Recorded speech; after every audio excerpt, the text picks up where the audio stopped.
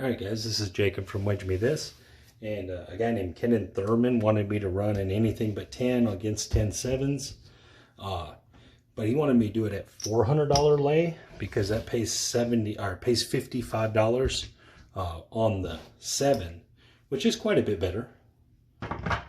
So we'll try it. There's one negative to it in that, so the 10 should come once every 12 rolls. That's what its average is. Oops.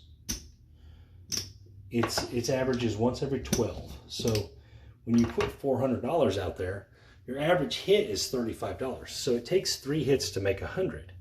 So your average, you're going to have to roll 12 box numbers for every 10 you hit. So it's kind of putting it very coin flippy. So I actually think that this isn't going to work. I actually think that overall this will fail because it's too close. Now, if you were playing on a hit count, on a pitch count, this is actually going to work very well because your 7 is more valuable. So, but we're going to play it like the sevens, the 10 sevens. So here we go. I think because we're not putting it on a pitch count, it's eventually going to cost us too much because we're not manipulating, we're not playing disciplined. We're just going to roll straight through it. Now, obviously, it could roll 0.7 10 times and it's just going to make money. But I do think that because of the style we're playing it here and not putting it on a pitch count, I do think it's going to be a problem. And there's a 0.7 right there. 617. So that wins 55 overall. So that's a lot better. That's a huge advantage to having a bigger bigger lay bet there. All right, here we go. He wanted me to roll the 1, 2, 1, 3, so that's what I'm doing. 5, 3, 8. So far, so good. But I do think that because the correlation between the box wins and the loss on the 10, they don't match up good enough. This could get really bad. If you have back-to-back 10s, which could happen, you're going to be in trouble here. It's going to be a lot harder for the strategy to recoup its money. All right. There's a 5, 3, 8. That was the point. But now, again, if you're playing on a pitch count, this is actually, I think, a better way to play it. Because what you're getting then, there's a 3, 1, 4. What you're getting then, let's drop this and get 4 1s and 50. Because at that point, what you're getting is you're getting a more valuable 7. So I feel like that if you were going 3 hits and down, you could then drop it down to 96 across and be in a pretty good situation. 6, 3, 9. And then obviously you take anything but 10 down to 200. And now, you're in a lot better place there. And the 6. That's working here. I mean, I'm winning. But it takes 12 hits. That's the big problem. It takes 12 hits to equal 1 loss on the 10. That's why when you play it at the level down, it's actually better. So it takes 9 hits. So that gives you 3 buffers, 3 buffer hits. And there's the 9. And that's why I designed it that way initially. But this is good, just on the fact that you're getting more out of the 10. I mean, you're getting more out of the 7. So there we go. See what happens. We'll roll it out and just see what happens. 3, 1, 4, that's the point. Shooter shooting good. $50. So far so good, obviously. But, if we roll 2 10s in a row here, it's rough sledding then. Surprised I'm not seeing 7s. 4, 1, 5. $35. Take it all day. Here we go.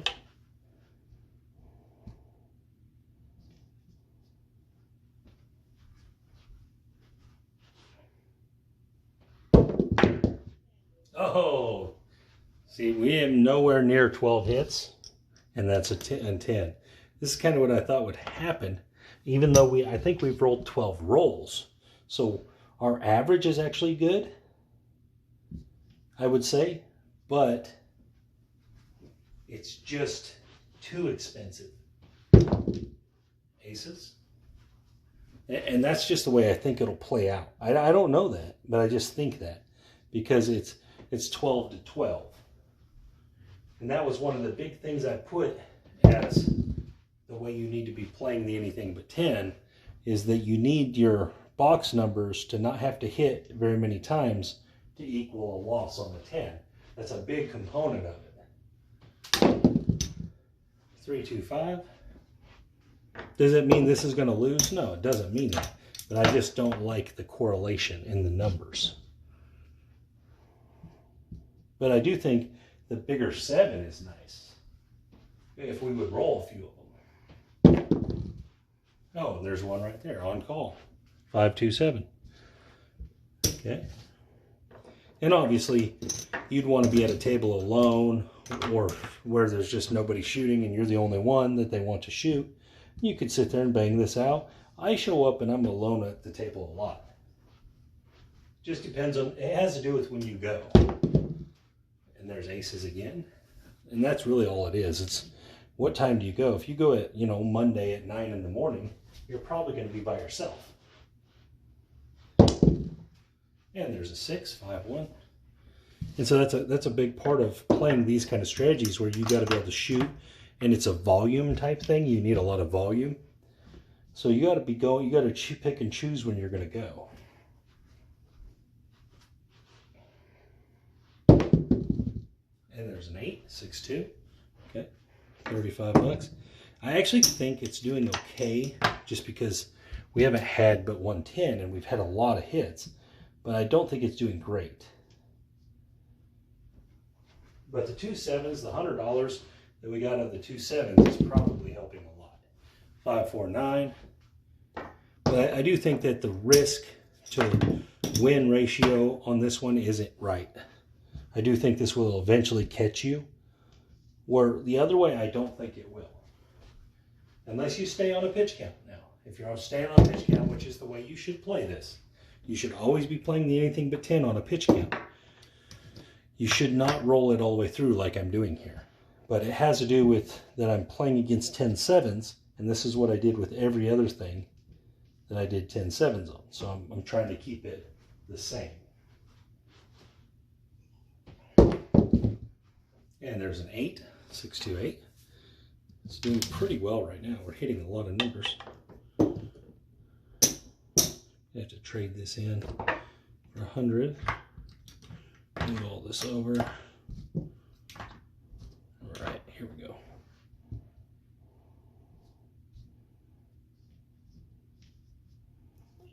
I mean, in the rack alone, we have almost $1,200. So it's obviously winning. 639. So it's obviously winning. But I do think a couple 10s derails it.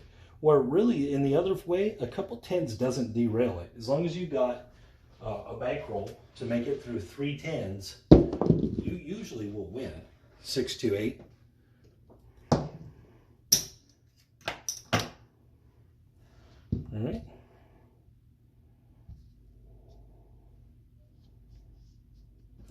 Kind of curious why we haven't rolled a lot of 7s. Usually I get quite a few 7s. And right on call. 5, 2, 7. $55. Okay.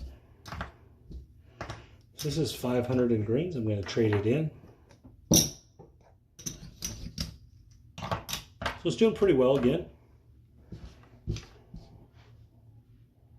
Most of that is just that I'm dodging the 10. So, I mean, but that's the idea behind the strategy, is dodging the 10. 5, 3, 8. $35.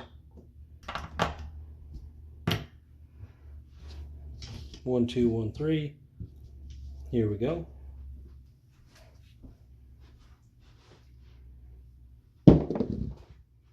549. Killing it, killing it, killing it, killing it.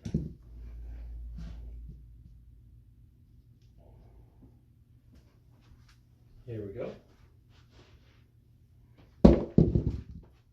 325, 35.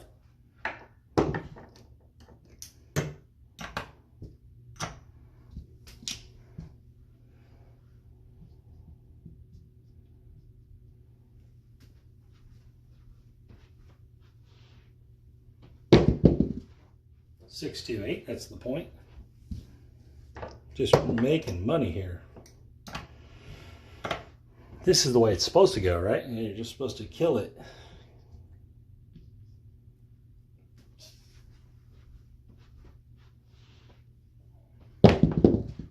$639, that's the new point. It's a winner.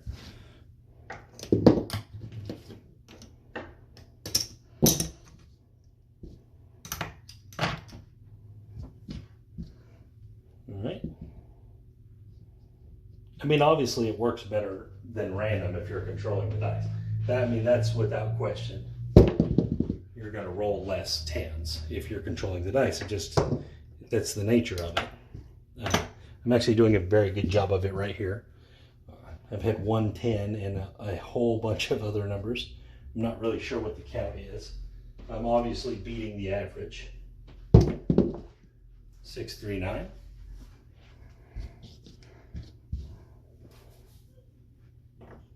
$35.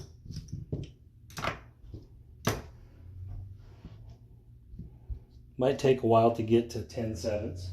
I'm actually really surprised we haven't had more sevens because I'm not very good at dodging it. And there's one, right? Every time I talk about it, it happens. All right, $50 winner, $55 winner. Okay.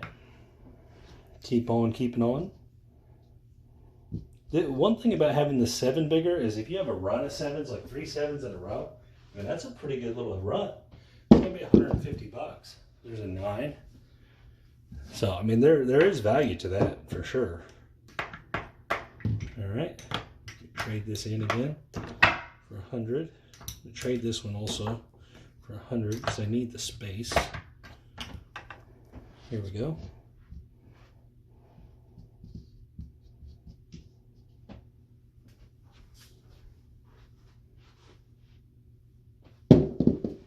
$639 made the point.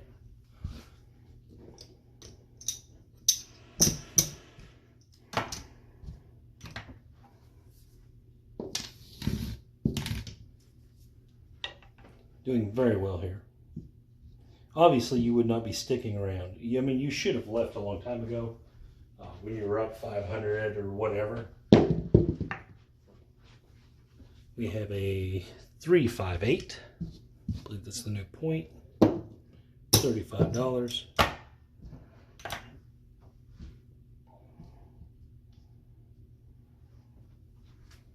Here we go. Oh, 1, 2, 3. That was on the 7 too. That'd have been nice.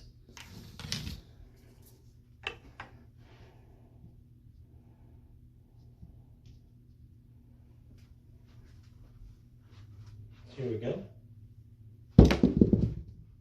There's the 9, 6, 3. $35.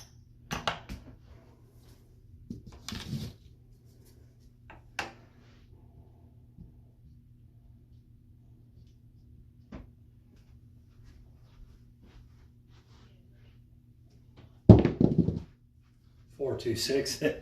This is just going too well.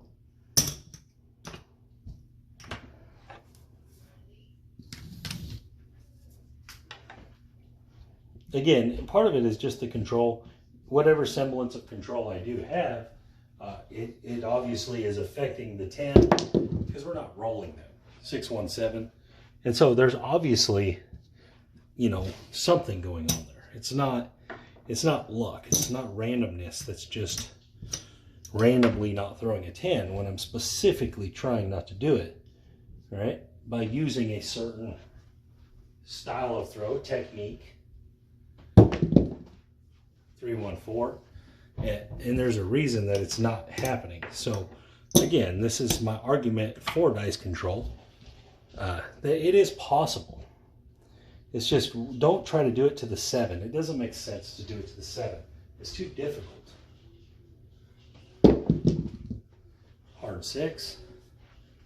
You know, pick a different number to defeat. You're going to defeat it a lot more often.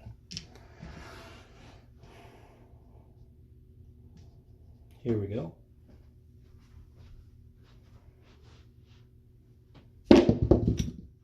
And there's the 9, 6, 3. Like, I don't have any idea how many rolls this is without a 10, but it's been a lot.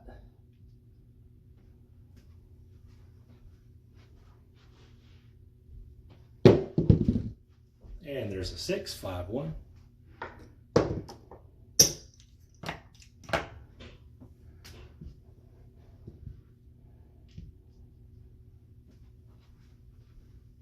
Here we go. 4, 1, 5.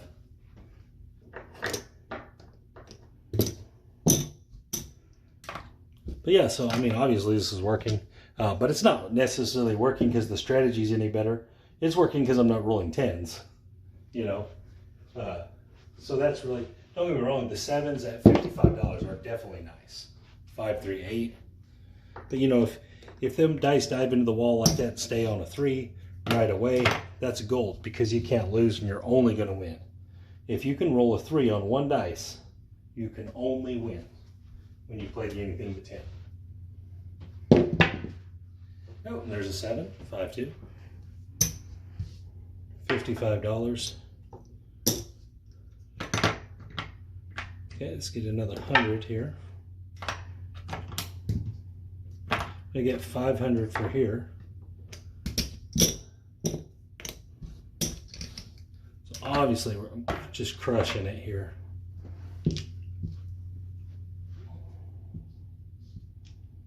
All right, here we go. 1, 2, 3. I've really got my distance on my throw dialed in here, and so I'm getting these really small bounce out run outs there.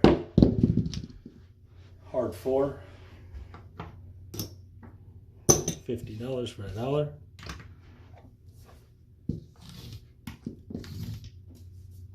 All right.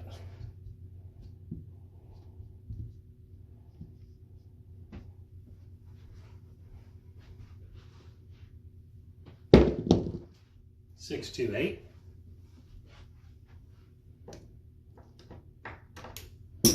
$35. And so every third roll I'm making $100, guys. Basically what's going on here. I'm not rolling a ton of horn numbers either. So basically every third roll I'm making $100. So this is just rolling very excellently. 5, 2, 7. Okay. So there's another 55. And then that 7 is just paying off handsomely. So when you're playing this way, the 10 7s, that gives you $500. So you can count that if you're playing for 10 7s. Is that $55 a piece? So that's actually kind of cool. Hard 8.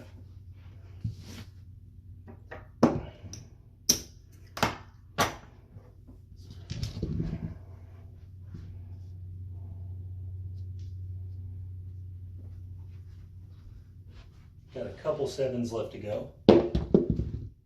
There's one of them right there. 4, 3. Okay. $55. Again, this ain't gonna go this way every time. You're not gonna defeat the 10 this well every time.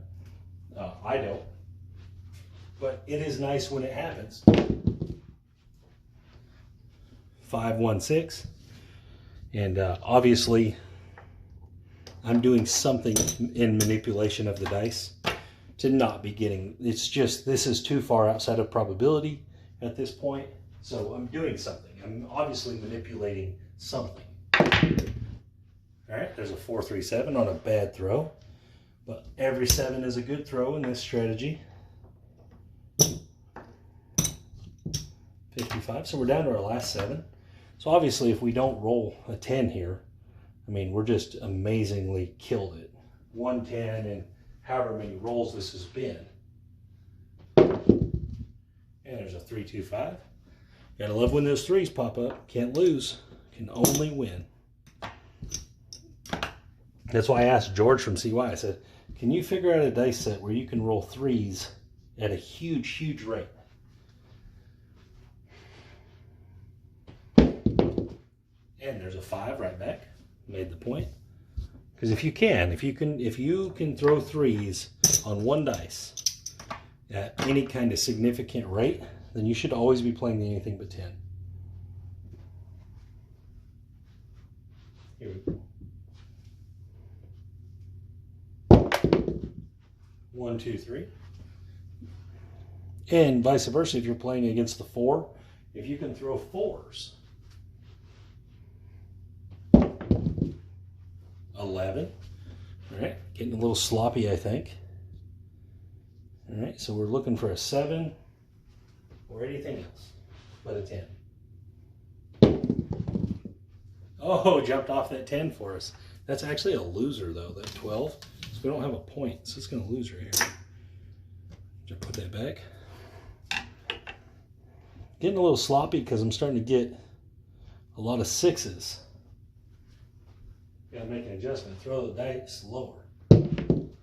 There's an 8.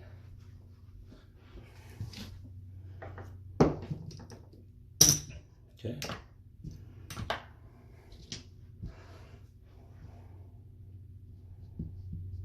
Here we go. We're almost there. We're just gonna roll 7, right? 3, 2, 5. So this has just been an amazing run, no doubt about it.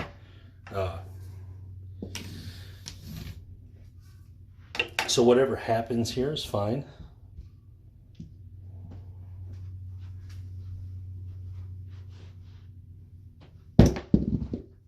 And there's a 12. We have a point this time though, so it's not going to hurt us. Getting sloppy again. I got a little too high in the air there. Fix that. Here we go.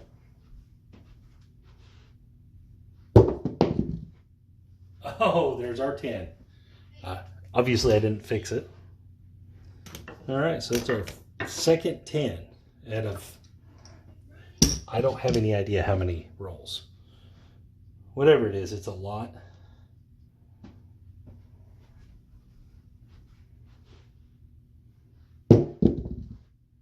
Six, 1, 7. Those are our final 7. Okay, 55 on the way out. Pull all this back, it's all ours. Okay. See where we ended up. Obviously this worked good, guys. There's no doubt about it. It worked great. Let's trade this in for 100, 500, 500. All right. So here we go. That's our initial game. That's our initial buy-in. So we are up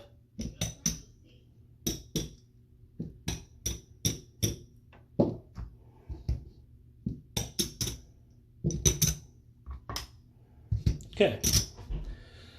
So we are up 11, 12, $1,296. So we are up $1,296 in 10 sevens with the bigger 10. We did really good. We only rolled 2 10s in a lot of rolls. So that, again, we were using dice control this time, which does significantly affect the anything but 10. And obviously it proved that way here.